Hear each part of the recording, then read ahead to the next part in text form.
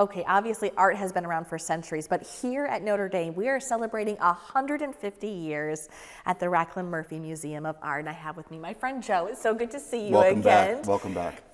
This is a tremendous milestone for art here at Notre Dame. Talk to us about the significance of 150 years. Sure. A lot of people don't know this, but there was a museum at Notre Dame going back to 1875. We are one of the oldest and one of the largest university art museums in the country. I think we're the fifth or the sixth. Really? Oldest. That's what I was going to ask you. How many other, universities have Well, something there's more like than this? 400 now, but we were in that first initial group in the 19th century. That's typical of Notre Dame, right? Right. Okay. And I think it had a lot to do with sort of the European sensibilities of the CSE coming here, setting things up.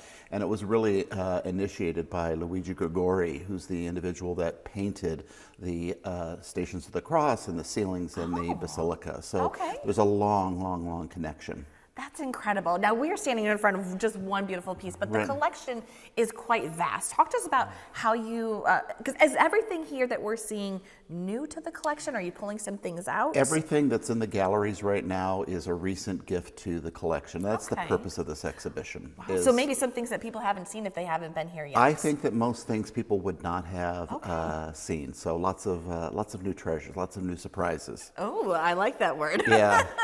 And so talk to us about, because I know there's like 150 gifts that were given to you guys, but the collection is even more vast than that. So we began this campaign in the spring of 2022 when we realized that we had this major milestone on the horizon.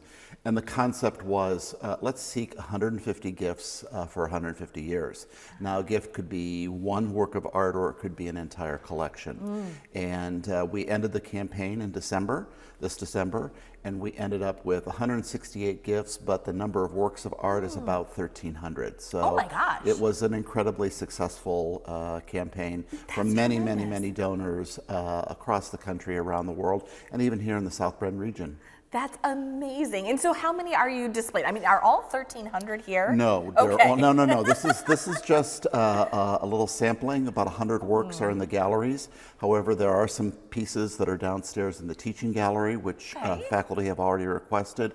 There are also pieces throughout the galleries with a special little sticker on them designating 150. And then there's a complete list that's available online through the QR code. And and that's what I was going to add too. When I walked through, I noticed there was a QR code on the wall. So what does that take me to? That takes you to the whole list. So for example, one collector may have given us 100 individual prints, but we're only showing 3 here as a part of this exhibition. So this is really a sampling of some of the great generosity that we've experienced. Absolutely. And what would you say is the range of art? Sure. So you have things that are centuries and centuries and centuries old. You have some things that are more recent. I think that one of the highlights for this exhibition are probably the things that came to us from Mrs. Raclin. We received the Ernie Raclin bequest, including this great Impressionist painting. She, I think, always had it in her mind that she would give her collection, which is superb, to the university, and she's certainly here present in this exhibition. Absolutely. Let's talk about this piece. This is a beautiful piece. Sure. So this is Armand Guillemot, and he was one of the Impressionists. He participated, I believe, in 5 of the Impressionist exhibitions. And these are his wheat stacks, not haystacks like Monet, but these are his wheat stacks, which he actually did before Monet started doing his haystacks.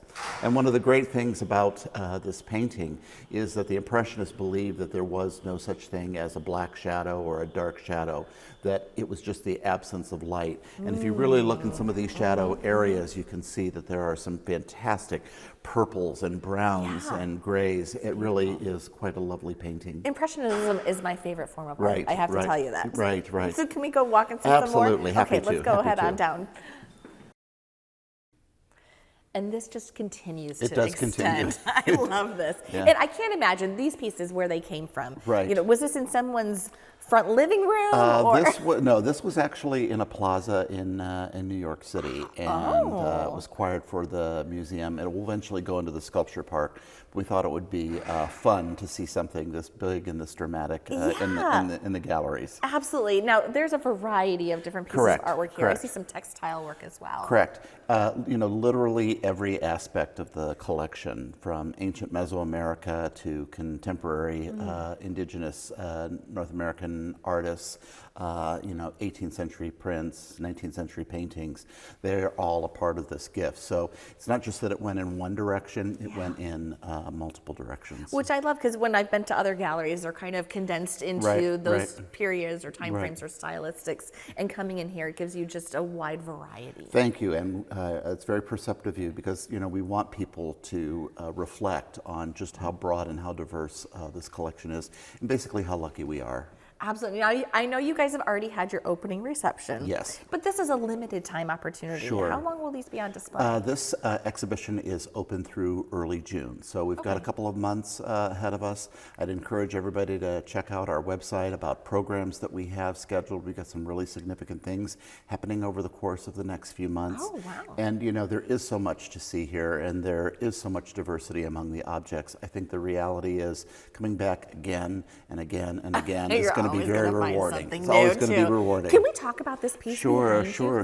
I mean, obviously it's large and it catches your eye, but I see a lot within it, in my opinion. Right. So this is a really significant gift of a painting by Jim Dine, the famous American pop artist. Oh my and gosh. for a very brief period of time in the 2010s, about 2-3 years, he stopped painting recognizable images, and he just started using color and texture and brushwork as the subject itself. So it's a very, very rare painting.